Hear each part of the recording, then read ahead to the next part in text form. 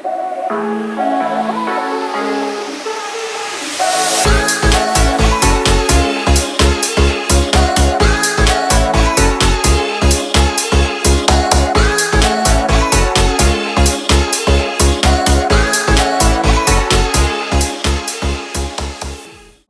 I'm Carlie Cleveland, and today I'm talking about the True Images Project. So we have not only a book coming out called True Images, but also a podcast to go along with it, because we really wanted to explore what is the intersection of things like the sex trade. So pornography and people being prostituted, strip clubs, OnlyFans.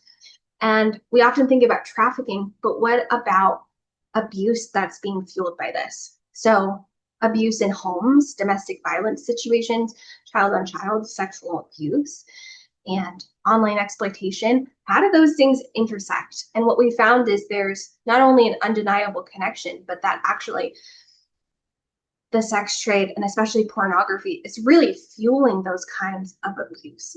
And so that's what we explore through this podcast, through the book, with a bunch of other topics as well that are connected to this. So we look at how purity culture and porn culture are actually, most of the time, different sides of the same coin. And they promote some of the same values and a hyper focus on women's sexuality and that being their value. That's really their only purpose in life.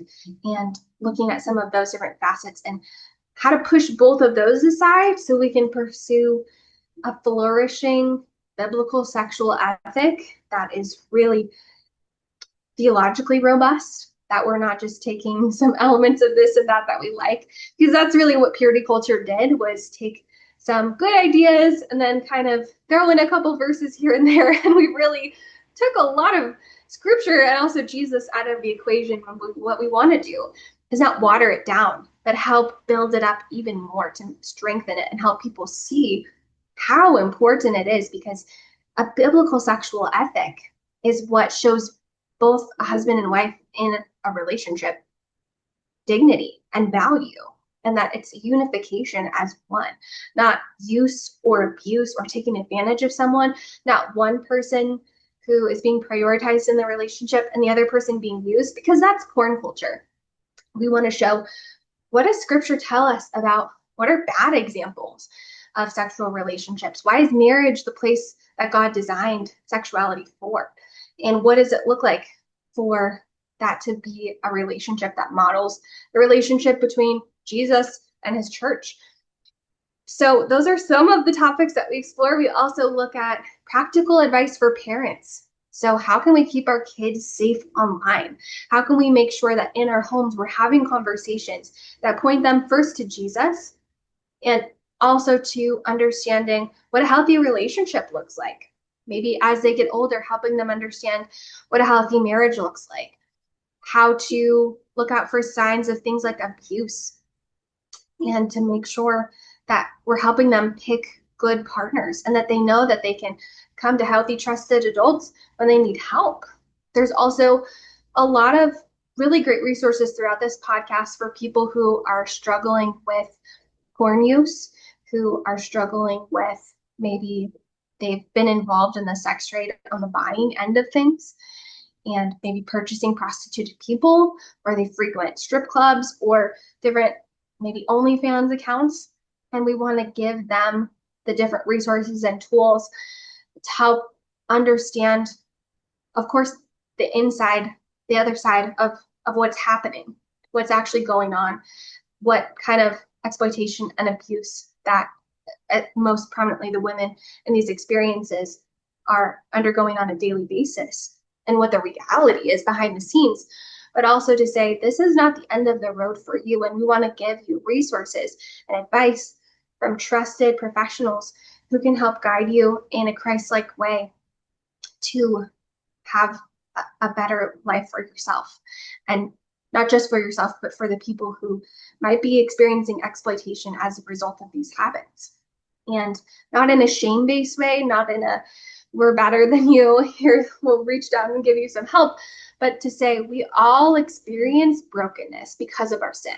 We are all sinful people who need the restoration of Jesus to make us whole, to restore our relationship with God that we've broken through our sin, and that we all experience sexual brokenness. It's going to look different for every single person, but that's a reality.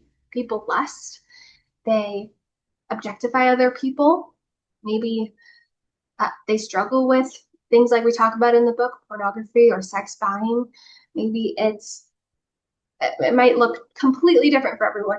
Maybe they primarily don't struggle with sexual sin, but they struggle with different facets of their life that they look to for comfort and to ease some pain, or that they don't trust God with, and so they pursue their own way of doing it. Maybe it comes down to relationships or food or shopping, or putting your trust in something other than Jesus to satisfy your soul and give you what you think you need. Maybe just not trusting God that you don't need the thing that you think that you do.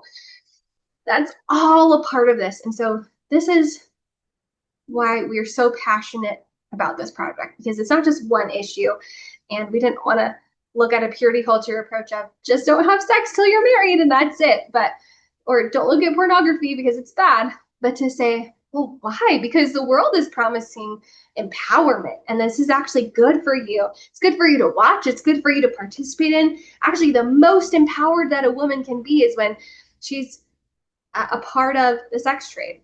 And the reality is that we're really fueling sexual abuse, degradation, and in a lot of cases, a situation where a woman is being exploited or taken advantage of to the highest extent. And we want to step in and say, let's actually talk about this. We don't want to just give you some, bullet points on a presentation to memorize, but let's actually dive in, because people often learn the most when we can have discussion, when you can ask an honest question.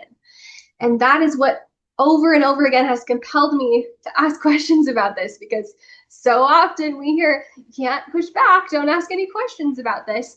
Maybe not explicitly, but definitely implicitly, that if you give any kind of pushback when it comes to the sex trade, when it comes to OnlyFans or prostitution or strip clubs, it's because you don't support women, you're not pro-sex, it's some purity culture, puritanical, kind of message you're trying to push. And in reality, what we're trying to do is say, no, if this is really dignifying, it's good for everyone who's a part of it, well, then show me the research, show me the data that tells me that that's true.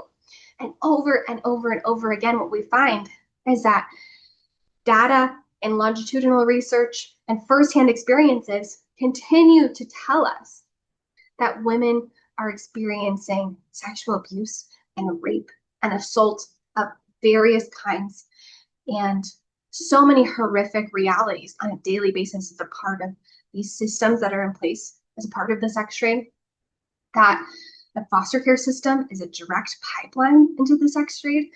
People with childhood sexual abuse are often the ones who are being exploited in these situations.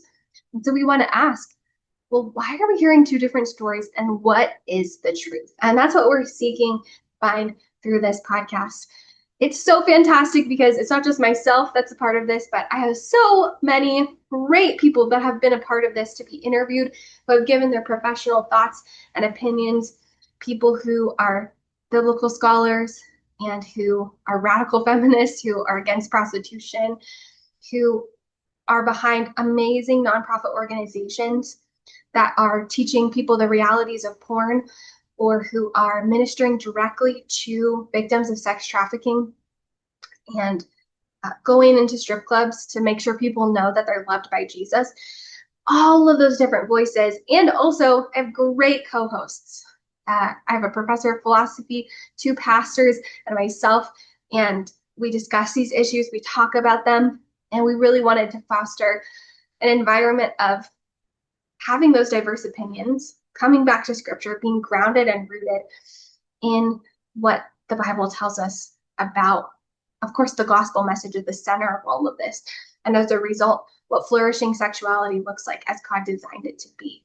But also be able to facilitate that in the homes and the cars and wherever you're listening from as listeners, so that you're free to ask those questions and participate. And hopefully this can be a part of your small group, or maybe a conversation with a friend, or a bigger conversation at church. So that is the heart behind True Images, our book and our podcast. You can listen to the podcast. It will be releasing on February 26th.